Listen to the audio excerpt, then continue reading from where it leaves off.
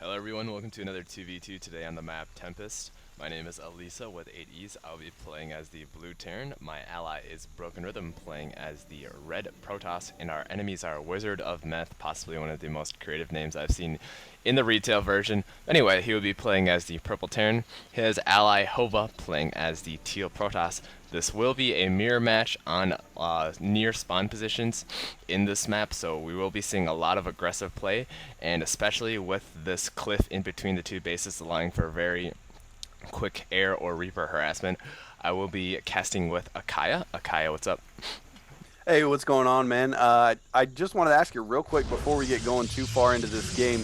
I noticed you mentioned Hova was teal, and I know some people have been very adamant about insisting that that is indeed light blue, not teal. What are your thoughts on that particular situation?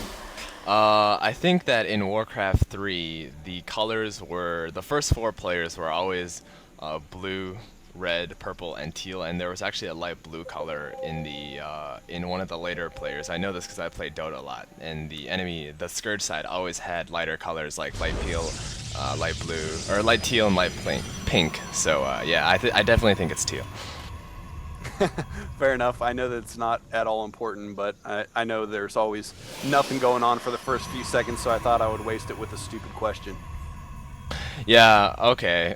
um, so right now I'm building my barracks down, and I actually am going to be scouting out the opponent's base soon. And during that time, actually, I think I killed one of his SCVs while allowing one of my own SCVs to die. And I think this delayed one of his barracks, the first one he built, by a few seconds. And it looks like right now he's putting down a second barrack. So I'm assuming that he is going to do some early game marine aggression. His opponent, Hova, right now, playing fairly standard, getting his gas pretty early. So it looks like he's going to go pretty standard Stalker opener with a few Zealots and Sentries.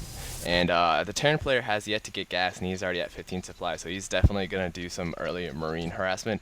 Meanwhile, back in my base, I'm building one Marine, and I'm also going to put down a Tech Lab as soon as I have enough gas.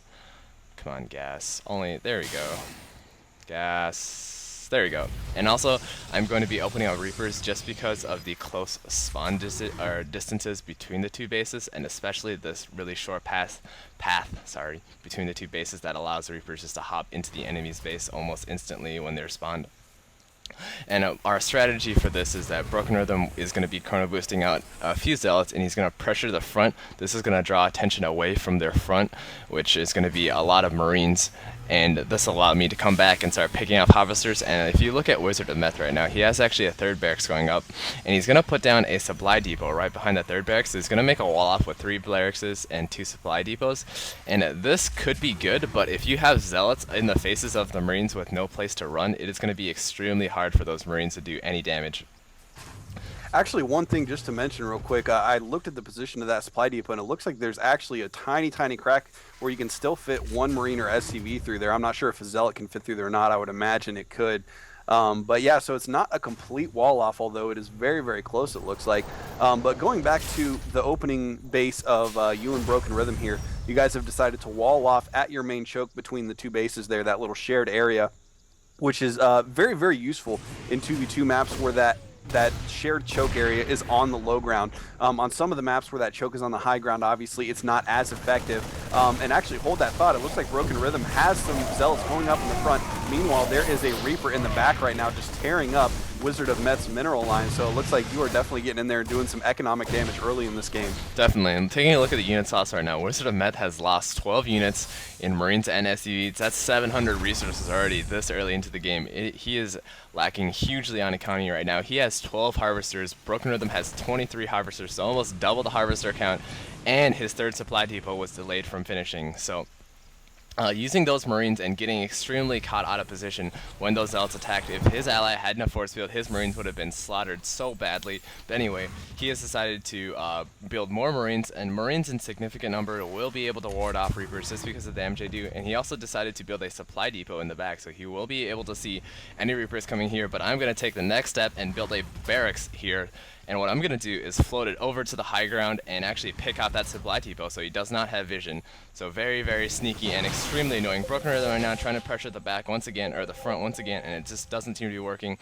My Reapers will not be going in right now just because I know if I run into that number of Marines, my Reapers will most likely instantly die. I'm putting down, I think this is my 5th barracks, but the barracks in the back will be floating. So I only have 4 producing barracks, and right now my minerals are getting a little bit high because I am still massing Reapers. And looking at our front right now, BrokenRhythm actually lost the majority of his army. So he has 2 stalkers right now, and 4 stalkers just warped in the back of his base, and we are against quite a heavy push by Hova and WizardofMeth. But right now I do decide to bring in my Reapers. Hold on. There we go. These 2 Reapers, the majority of Hova and WizardofMeth's base is actually light. And actually, damn it, I missed this, but actually I hit the back of his base once again, and I did destroy the supply depot during that time, which is why he pulled off. But yeah. Yeah, absolutely. And BrokenRhythm already having the warp gate technology available, he did put down 3 more warp gates while you guys were kind of in limbo there between those 2 battles. And so he is able to warp in 4 units at a time, which that 4-gate push for Protoss players is very, very powerful. And that was actually the reason he was able to hold off that initial push, even without the help of your Reapers initially, because he was able to get so many units in so quickly. And now he is actually single-handedly pushing back both the Terran player and the Protoss player, although it looks like there are some Marauders coming out on the map from you right now, in addition to some more Reapers, a total of 5 Reapers now in the back of the map, hopping up into the WizardofMeth base and going to do a little bit more harassment, it looks like, as there are no units back there defending it, so his mineral line is in big trouble right now.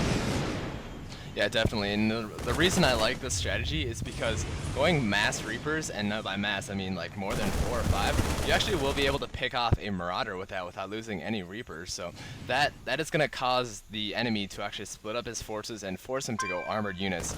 And so if he wants any Xel'Naga control, he either has to move his entire army or put an armored unit on the Xel'Naga, which is actually fairly expensive considering the cheapest armored unit is a Roach, which is 75 minerals and 25 gas. And also with this mass Reaper strategy, it forces Protoss to not get Zealots and not get Sentries, which is actually really good because massing Marauders against Stalkers is a huge slaughter for the Terran player. Looks like right now BrokenRhythm will be expanding fairly early. I do not know if our armies will be comparable to their armies, as they are just building pure units right now. And if they do decide to push out and we expand it at an unorthodox time or unprepared time, then we will be definitely behind. And it looks like right now that Hova actually has a Dark Shrine up, so he will be sending out DTs. The first 2 DTs come out, and those DTs are going to cause terrible damage because we do not have any forms of detection. I did get an engineering base, so I'm frantically trying to put down a missile turret, I think at our entrance, yes, and BrokenRhythm right now putting down his forge does not have a robo base, so the only form of detection we will have currently is scan and a missile turret. Yeah, and unfortunately, since there are no detections at the base right now, it looks like that 1DT is going to get in there and do as much damage as he wants to for the time being. Looking back at your orbital command, it looks like you have just recently used your energy for a scan, which was at the front of BrokenRhythm's base. Unfortunately, that DT walking straight by that, so he is going to have free reign over BrokenRhythm's mineral line right now, it looks like. And that 1DT already has 6 kills on it. Going back to his other DT, it looks like it has 4 kills on it, so doing a lot of damage between these 2 DTs, and getting detection up and running right now for you guys is definitely the most important thing in this game. Definitely, and during this time actually, because I opened up with Mass Reapers, I was able to get a quick orbital, or a quick command center, and right now I'm going to just be using the energy from this orbital command to get purely just for detection until BrokenRhythm can get observers, because Ravens are just way too gas heavy for mobile detection. And right now another scan goes off and that DT does die. But looking at the opponent's base right now, they've been massing pure units. I think they've been switching out of DTs, and WizardofMeth actually has a very, very hefty Marine and Marauder army. And the thing about Marines is they are the best unit in the game. You don't quote me on that, but they are the best unit in the game if you do not have splash damage or units with high armor, and in numbers, of course. And this is because of their high DPS. The more Marines you get, the more the exponentially powerful, God damn it.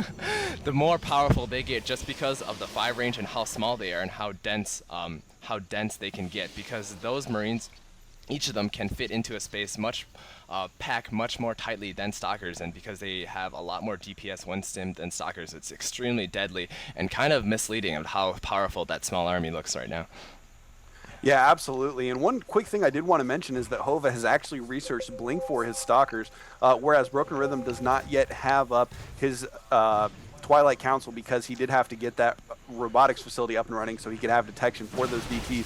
So definitely forcing the tech for Broken Rhythm right now from Hova, and there's going to be a good-sized battle out at Broken Rhythm's expansion right now, trying to warp in more units, and it looks like he is going to warp in a few Zealots on the front lines. Meanwhile, your Marauders are trying to take on this Terran army, but there's one DT on the front lines picking away at those Marauders, getting a scan in now, but at this point the Marauder numbers have been whittled down so far that the remaining Marines and Marauders are going to be able to push you back into your base at this point, and it looks like you and Broken Rhythm are on the run a little bit right now, going to have to try to scramble and pick up enough units that you guys can hold off this attack. Definitely, and right now I actually thought that we lost because of the overwhelming number of WizardofMeth units right now, but it looks like we're going to keep trying our best, and it looks like that one cannon in Broken Rhythm's base right next to the Nexus will be instrumental in defending him. Right now, I managed to whittle down his army to a little bit, macroing the entire time, trying to produce as much Marauders as I can. I actually had 4 Marauders queued up in the single barrack, so my macro's pretty bad, actually.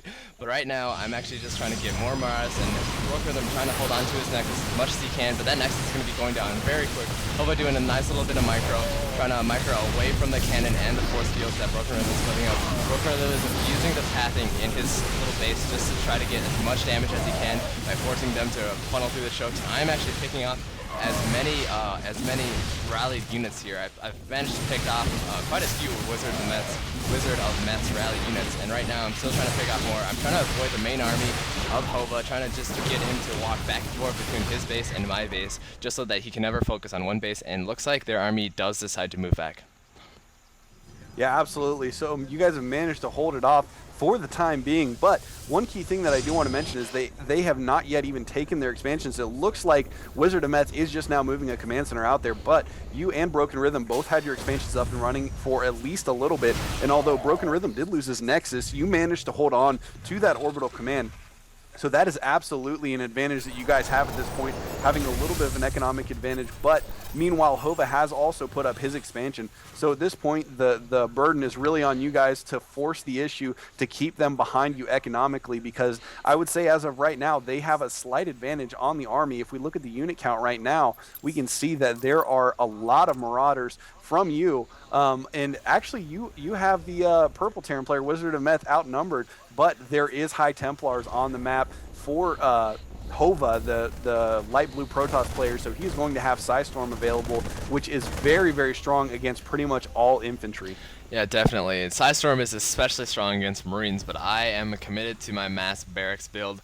I really just like building Marauders against Protoss, so that is what I'm going to be doing. And the thing about High Templars is if I can get a good enough siege tanks in good position, I can render them useless as siege tanks, do 2-shot High Templars, so it all comes down to positioning and when you decide to attack. And another battle looks like it's going on right now. My unit's getting a little bit caught out of hand, and at this point I was like, God damn it, we're going to lose again. Because the majority of my Marauder army was taken out, and a bunker does finish in time. That bunker will be able to be a place where I can just run back to, and I am trying to do my best to distract Purple as much as he can from focusing down Broken Rhythm's Nexus.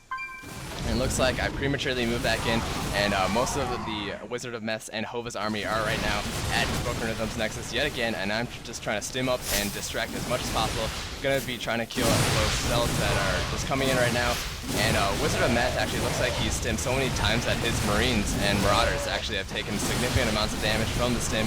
So actually, my fresh Marauders will actually be able to take on that army depending on where they decide to attack, and if I can come up from the side of the concave instead of the back.